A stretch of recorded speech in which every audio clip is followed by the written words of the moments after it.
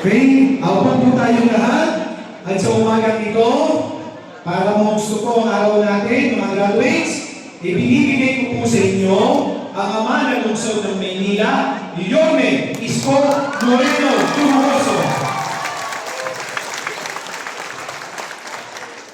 Thank you, Director Jay. Palakpakan natin ang ating MDSW. Good morning! Masaya mo kayo? Hoy, nako, una siyempre salamat sa ating principal, sa mga guro na tayo hinos dito. Mas masarap dito, sana buwan-buwan dito na lang tayo. Malamig. Kasi usually doon kami sa UDM ground. But I'm excited for you. Merry Christmas. Excited ako sapagkat Kinikilig yung ano, another 488 individuals of Manila learn something, skill that may give each and every one of you opportunity or better chances to pursue economic stability for yourself and for your family. Now, this is our third under this administration. Pangatlo na namin ito. Natutuwa ko kay Director Jay sapagkat tumutungo siya sa landas na aking gustong ibigay sa lungsod ng Maynila at mamamayan nito. Your city government will continue to focus on MBN. MBN. Minimum Basic Needs. Ano yan? Nakapanood dyan. Housing, education, healthcare, and jobs. Kapag ang isang pamilyang Manileno may matinong, disente, na masisilungan, panatag ang pamumuhay ng pamilya. At ang bata, papasok sa eskwelahan. Ang magulang, papasok sa kanyang trabaho. Pag ang pamilya nagkasakit, mayroong maayos na ospital or healthcare facility. Kung titingnan ninyo, sa mga nandito at lalo na yung mga magulang, kung titingnan ninyo, ang buhay natin ay umiinog lamang sa ganoong bagay. Yung mga shopping, window shopping, yung Natasha, yung Kim Chansu, yung mga yung bagay niya, kanilang yun na tawag yan, pampasarap sa buhay. Because aspiration, siyempre you wanted to be beautiful. Kaya minsan may color ka ng hair, yes, it may be, at some point, at some level, kailangan. Pero yung lang ng mga kailangan. Kapag natugunan ko ng tamaran, tataas ang antas ng pamumuhay ng bawat pamilyang Manileno. That is what I believe. Then, now, and tomorrow. Kaya ang inyong pamahalang lungsod, kung mapapansin ninyo, kahit tayo lipit na lipit, kahit na talagang yung saranggot ko, boka-boka lang. Kahit na ubos na sinulit, pinipilit kong maging masino at gumastos ng walang kapararakan. Yung iniiwasan kong gumastos ng walang kapararakan. Sabihin, kung meron man akong gagastusin sa limited resources natin, ipupuhunan ko na lamang sa MBN. Why am I excited for you today? Kasi, alam ninyo, Di ba mahirap ang buhay yan? Nararamdaman niyo? Hindi lang sa Maynila yun. Sa buong Pilipinas. Because of incidents or situation in our country, nationally, it affects the trust and growth of businesses. Because businesses provides opportunity and jobs. And jobs looks for particular set of skills. Katulad ng mga natutunan ninyo. Now, kung meron man ako ireregalo sa inyo, nanay ko, ito pa rito, parang nanay ko na eh. O mga kabataan ng lungsod. Sa loob lamang ng 5 buwan, sa walang humpay na pinipilit asikasuhin at muling gamutin yung mga bagay na ginawa in terms of policy making, no? Ay maibalik yung dati ko nang ginawa na nagbigay at nagdulot ng paglago ng Maynila. Noong ako na may nawala, ay ibinalik doon sa lumang panahon kung saan maraming pera ballpen. I think some of you understand anong ibig sabihin ng pera ballpen. But, salamat sa inyo, ibinalik niyo ako, ibinalik ko yung tamang luma. Yung nung isa na natin dati. And with that, I'm happy to inform you. Kaya galingan nyo lang talaga. Sa totoo, galingan nyo lang pag binibigyan kayo ng pagkakataon. Sabihin niyo sa inyong mga kaibigan kasama sa mga susunod nating graduates.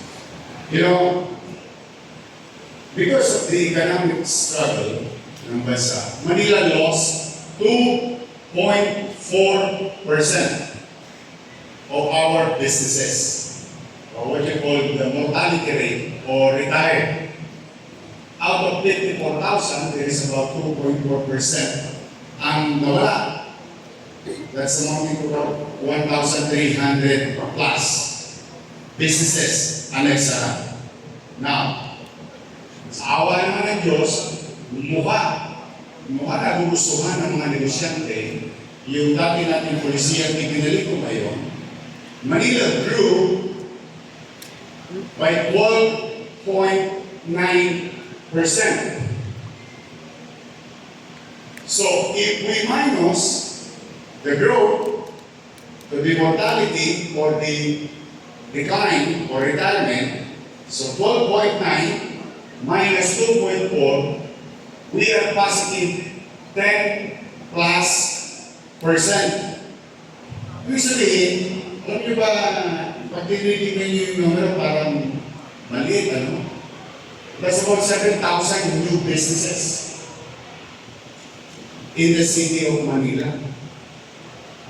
So, anong epekto nun? Ngayon yung mga mathematics nyo, mga economics nyo, hindi naman namin naintindihan, hindi naman namin makakain yan. Sa ngayon. But the effects is, we generated 13,000 plus new jobs in the city of Manila in the past 5 months.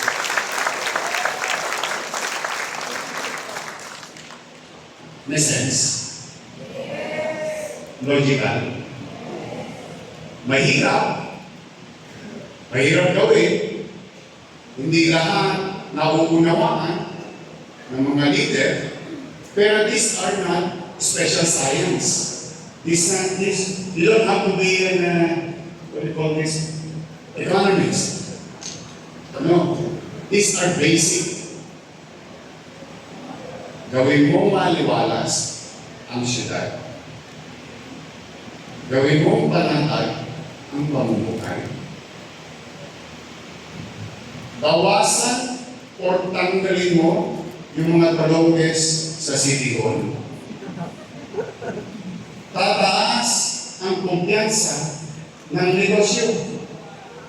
At ang negosyo, aakyat, maghahanap na, anong hanapin? Empleyado.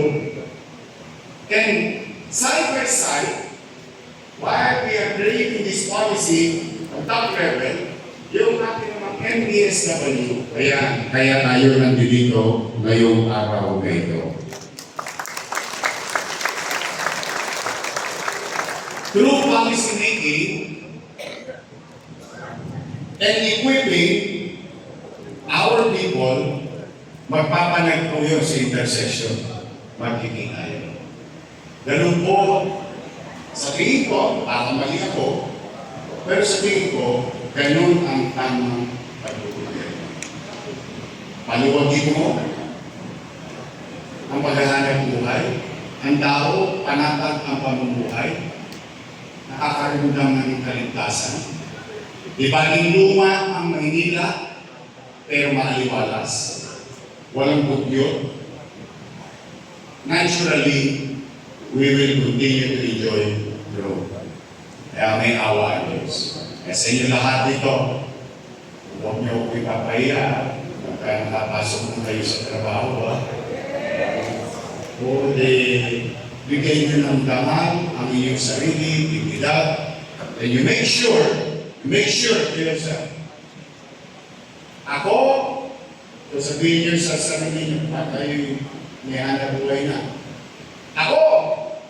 Ako, namamamayan ng Luzon ng Maynila. Nabigyan ng pagkakataon ng pamahalaan ng Luzon ng Maynila, ay kakailanganin sa kumpanya. That must be your attitude. Kailangan. At kung sakasakali may nakaluwag-luwag kayo, may natutunan kayong paghahanap buhay, pipilitin kong magbuti sa paghahanap buhay na itatayo. So, yun ang gusto kong mensahe sa inyo ngayong Pasko, na may awa ang Diyos. Pag nagtuloy-tuloy ito, lalago ang lungsod ng Maynila.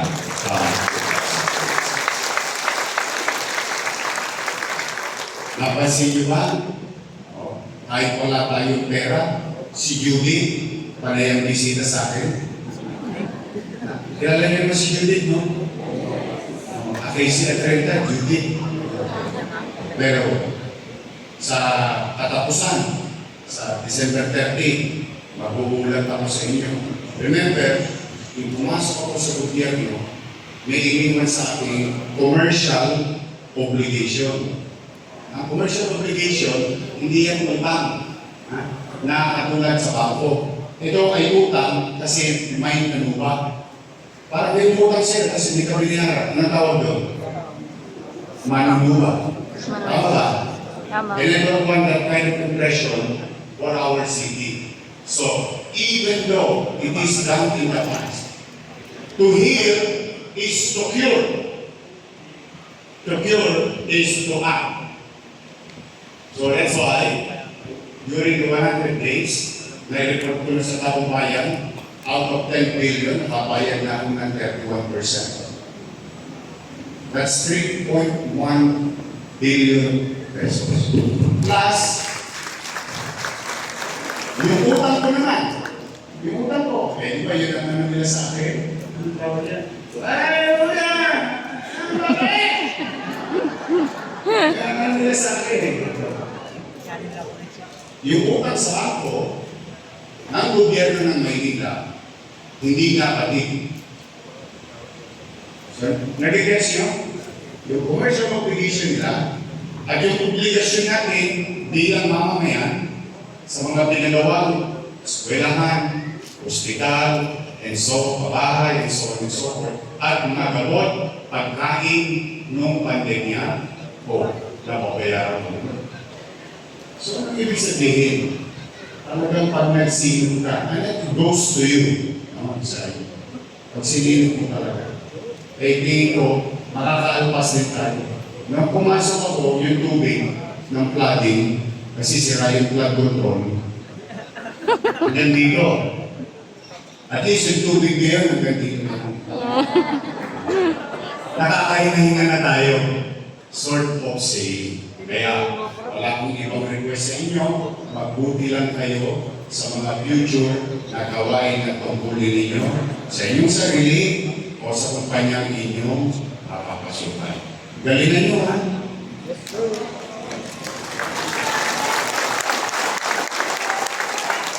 I love you. Masarap ang linggo yun. Sinigang. Paborito ko kasi yung sinigang. May asin pa.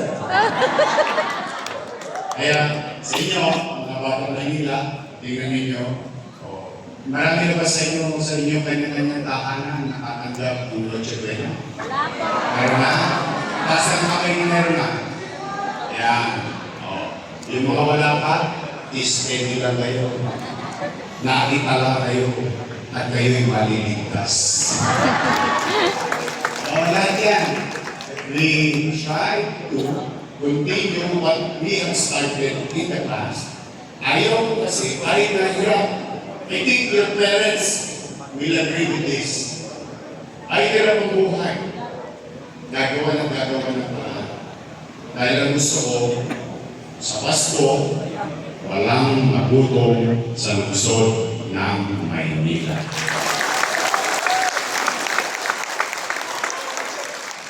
At yan, may special gift pa ako sa mga lolo at lola ko. Pero kasi tuloy din yun. Nag-umpisa na hapon. Yung ating Noche Buena box, nakakalimang araw na. So, hindi ko dyan, at dalating niya sa inyong mga kahit pa paano, gipit tayo, pero nailaos natin na merong mapagharingan ang bawat bahay at pamilyang Manileño ngayong Pasko. So muli, congratulations to each and every one of you.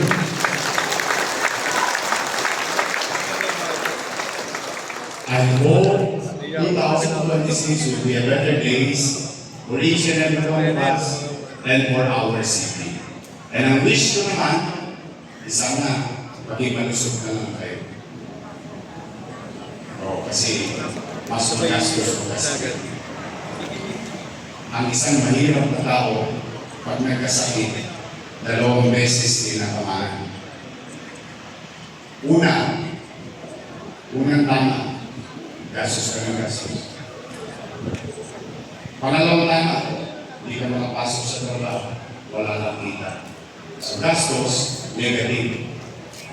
Kaya pabaon ng pabaon yung tao na isa. Kaya I wish you good health. Sana maging malusog ang lahat ang taga-lungsod ng Maynila. Merry Christmas! Happy New Year! I love you! Believe kayo.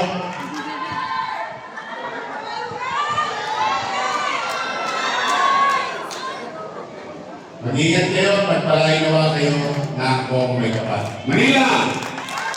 God bless. Thank you. Thank you so much, Yorme.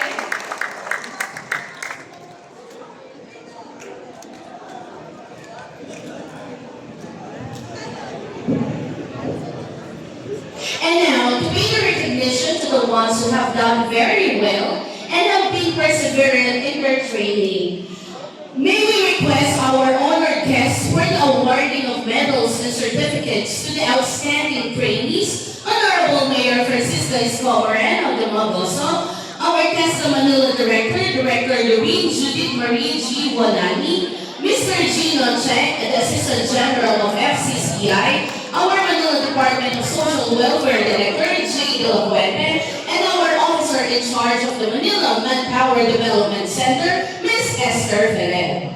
At first in line is the Barista October Outstanding Trainee, Miss Katrina R.O. Next in line is Arlena C.D.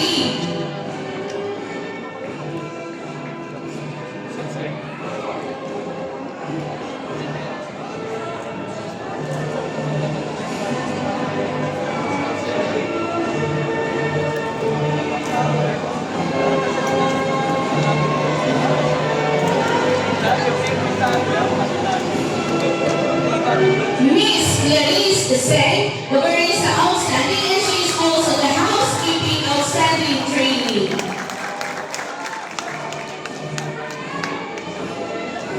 Mr. Kyle L. Villaflor.